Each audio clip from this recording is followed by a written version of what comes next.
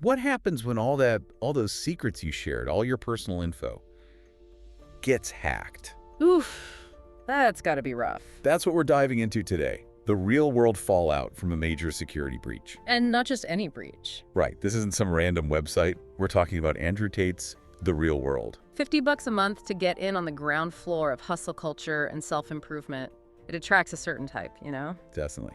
So this is real people putting their trust, their money into this community, and this hack. Exposed some serious vulnerabilities, way beyond just like some pranks. All right, lay it on us. How did this even happen? So the platform, it was built using stolen code. Stolen. Yeah, from an open source Discord clone called Revolt. And get this, the version they used? Outdated. Full of known security holes. Like a welcome mat for hackers. Okay, so using someone else's code isn't always bad, right? Plenty of open source stuff is reliable. True, true. But the key is using the latest version, understanding the risks. In this case, those shortcuts led to disaster. All right, so what did the hackers actually DO with this stolen, outdated code? They found an exploit. A weakness that basically gave them Gave them what? God mode, full control over the platform. God mode. So like admins. Beyond admin, it's like having the keys to the kingdom. They can do anything. Okay, example time. What kind of anything? Flooding the platform with emojis. Emojis. Seems harmless enough. Not these emojis. We're talking trans flags. Andrew Tate with a rainbow flag. Stuff poking fun at his views. Ah, so it's like targeted trolling. Exactly. They weren't just trying to steal data. They were making a statement. They could time out anyone. Tate himself, verified staff. They could even soft ban people for 30 days. Blocked from accessing, but still paying. Hold up. Paying $50 a month to be locked out of the platform. Yep. Shows you the power dynamics at play. Oh, and remember that $150 paywall for direct messages. Yeah, the real world charges extra for that. Hackers could bypass it completely, create group chats with anyone for free, gave away premium features, basically. So it's chaos. Some people banned, others getting freebies. Total mayhem. And on top of that, they could crash users' clients just with malformed messages.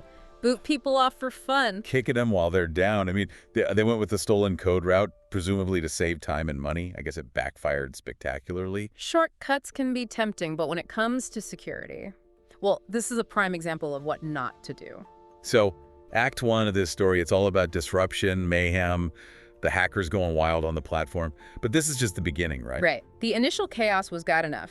But the real danger is in the data that got leaked. That's where it gets serious, for Andrew Tate and for thousands of his members. Okay, so let's get into that. Act 2, the data dump tsunami. We're not talking a couple of leaked passwords here. This was huge. 14.1 gigabytes of raw text files. Whoa, okay. Paint a picture for us. What's actually in that much data? Think of everything people share in online communities. Messages, photos, videos, even stuff like locations, financial info. Oh, just out there in the open now. Potentially, yeah.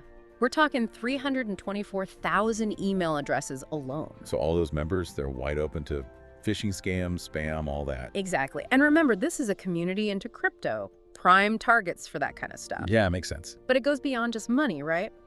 The leak also had videos from these war room meetups. Where people paid, what was it, like $8,000 to hang out with Tate? $8,000, yeah. And now their faces, their identities, it's all out there. Big privacy violation. Not just for like the big names either. Right. Imagine just the average person who joined this community, looking for guidance, belonging, whatever. Now their info is exposed. Could be used against them. In ways they never even imagined. There's this one example from the leak that really stuck with me. A user posted a photo just from their balcony, you know. Harmless enough, seems like. But now, anyone with bad intentions could potentially figure out where they live. So it goes beyond just the digital world.